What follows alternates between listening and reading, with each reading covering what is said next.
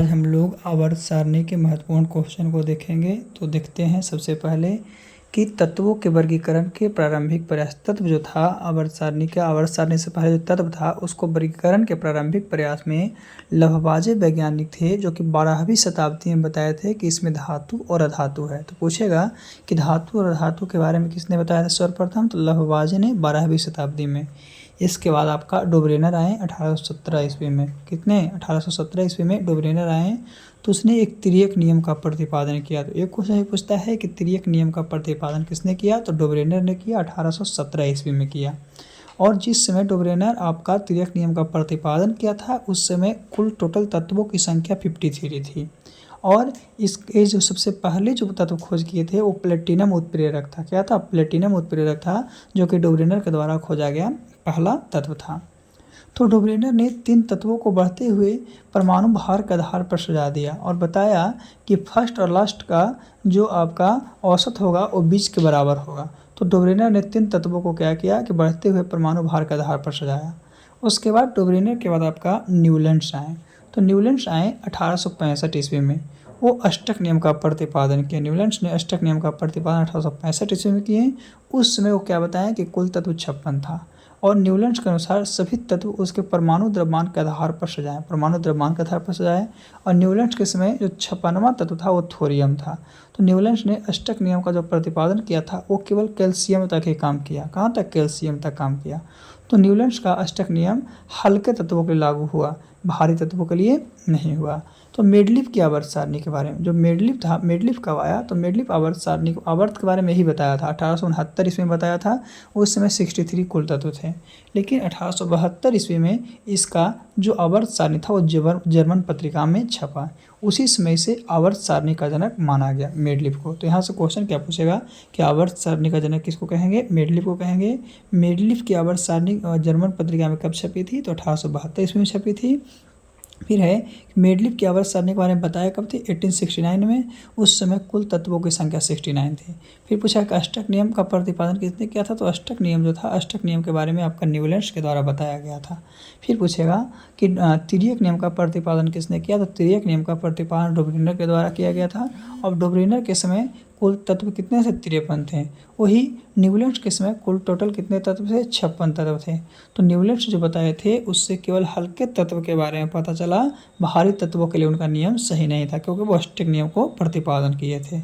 और जो न्यूलैंड्स से अष्टक नियम में 96 तत्व को थोरियम को बताया था कि 56 नंबर में जो है आपका थोरियम है, इसके बाद और कोई तत्व नहीं है। चलिए, तो ये मेडलिफ के बाद कौन आया उसके बारे में जानते हैं। अभी हम लोग पहले डोबरेनर के बाद न्यूलैंड्स के बाद मेडलिफ। चलिए आगे बात करते हैं। मेडलिफ के अनुसार मेडलिफ क्या किया कि बताया कि जो भी तत्व के गुण धर्म है उसके परमाणु द्रव्यमान के आवर्त फलन है, ये भी परमाणु द्रव्यमान पर से आता है। एक क्वेश्चन अक्सर पूछता है कि किनके द्वारा तत्वों के गुणधर्म उनके परमाणु द्रव्यमान के आवर्त फलन होते हैं? तो मेडलिफ के।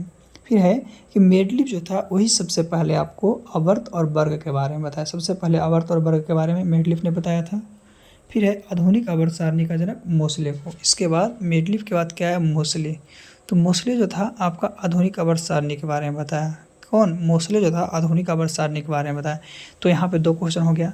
एक क्वेश्चन पूछेगा कि आवर्त सारणी के जनक, तो आवर्त सारणी के जनक मेडलिफ को, और वही आधुनिक आवर्त सारणी का जनक मोसले को। मोसले जिस समय आया था उस समय आपका क्या था कि कुल तत्वों की संख्या 118 थी। कुल तत्वों की संख्या 118 थी। मोसले के समय कुल तत्वों की संख्या 118 थी। और ये आवर्त सारणी के बारे में 1913 ईस्वी में बताया, जो कि 20 नंबर पॉइंट पर बताया गया है कि आधुनिक आवर्त सारणी में कुल तत्वों की संख्या 118 है। और ये मोसले के द्वारा किया गया था जिस 1913 ईस्वी में। इस समय बताया गया था कि आधुनिक आवर्त सारणी में जो 94 तत्व है वो प्राकृतिक में है। 94 तत्व किस में है? प्राकृतिक में है। और आधुनिक आवर्त सारणी में 94 तत्व प्राकृतिक में है। उसके बाद जो आपका बच गया वो सब मानवकृत था, यानी कि आदमी की तरह बनाया गया। तो आधुनिक आवर्त सारणी में एनसीईआरटी के माध्यम से हम लोग देखते हैं तो 91 धातु है, 20 अधातु है और 7 उपधातु है। अगर इस सभी को जोड़ते हैं तो हम लोगों को टोटल 18 आपका तत्व आ जाता है। तो ऐसे भी हम लोग जानते हैं कि मेडलिफ का मोसले का जो है उसमें 118 तत्व है। फिर तो ही बताएं कि मेडलिफ जो था वो आया तो क्या बताया, वो बहुत कम वर्ग और आवर्त के बारे में बताया था। लेकिन जो मोसले आए वो 7 आवर्त और 7 आवर्त के साथ साथ आपका क्या, तो 18 वर्ग के बारे में बताएं। तो वर्ग 1 वाले तत्व को क्षार धातु कहे, वर्ग 2 वाले तत्व को क्षारीय मृदा धातु कहें। 0 वर्ग या 18 वर्ग वाले जितने भी तत्व थे उसको अक्रिय गैस कहें। वर्ग 11 वाला को सिक्का धातु कहा और वर्ग 17 वाला को हैलोजेंस धातु कहा। तो इस तरह से ये अलग अलग आवर्त में जो बताया कि है, यानी कि याद रखना है कि वर्ग 1 वाले को तत्व क्षार धातु, वर्ग 2 वाले को क्षारीय मृदा, वर्ग 18 वाले को अक्रिय गैस, वर्ग 11 वाले को सिक्का धातु, वर्ग 17 वाले को हैलोजेंस, है ना, इस तरह से। तो ये 7 आवर्त बताया, जिसमें पहले आवर्त में तत्वों की संख्या 2 बताया, दूसरे आवर्त में 8, तीसरे आवर्त में भी 8, चौथे आवर्त में 18, पाँचवें आवर्त में 18, छठे आवर्त में 32 और 7वें आवर्त को ये पूर्ण नहीं कहा। ऐसे 7वें आवर्त में 25 थे और भी पर्याप्त नहीं था। तो याद रखना है कौन से आवर्त में कितने बताएं, यानी पहला में 2, दूसरा में 8, तीसरा में 8, चौथा में 18, पाँचवें में 18, छठा में 32 और 7वें को पूर्ण नहीं बताया। तो ये था आपका मोसले का आवर्त सारणी। किसका? मोसले का आवर्त सारणी, जो कि आपका 1913 ईस्वी में इसके बारे में बताया था। चलिए और भी हम लोग जानते हैं मोसले के आवर्त सारणी में और क्या क्या है जो। तो वर्ग 1 और वर्ग 2 वाले को एस ब्लॉक के अंतर्गत रखा। 4 ब्लॉक में बांट दिया था, वर्ग 1 और वर्ग 2 वाले को एस ब्लॉक में, 3 से 12 को डी ब्लॉक में रखा और 13 से 18 को पी ब्लॉक के अंतर्गत रखा।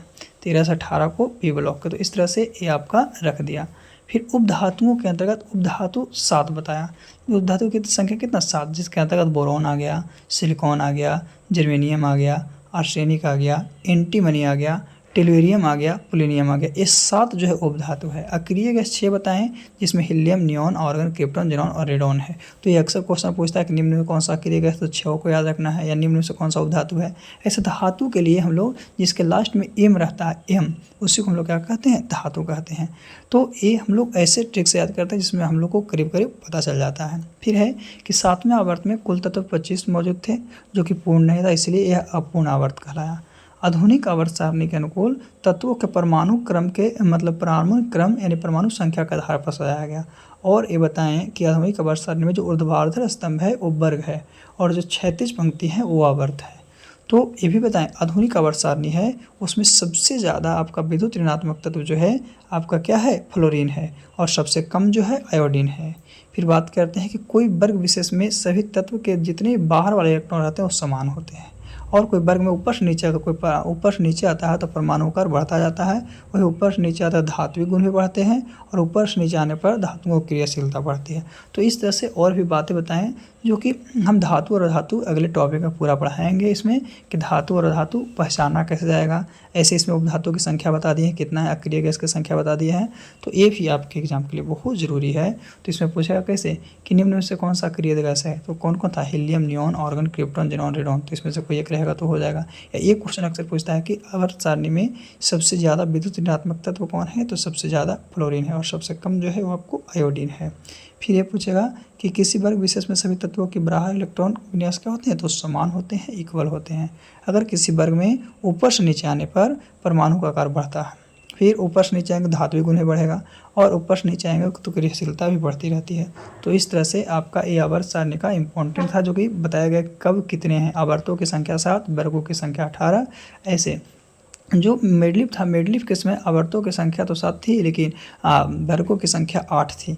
तो ये आपका सही नहीं था, इनको बहुत सी कमियां थी। कमियां इनका था कि ये द्रव्यमान पर सजाए थे, लेकिन मोसले आए जो कि परमाणु भार पर सजाएं, और परमाणु भार के सजाने के उपरांत है, इनकी भी कुछ कमियां हैं, लेकिन ये ऑब्जेक्टिव के लिए आपका इतना ज़रूरी था, तो इतना आप लोग को बता दिया गया है। फिर से पुनः हम लोग अगले वीडियो में मिलते हैं। तो आज के लिए इतना है काफ़ी। धातु और धातु के वीडियो में मिलेंगे तो इसके बारे में डिटेल हम लोग जानकारी प्राप्त करेंगे। तो आज के लिए इतना ही।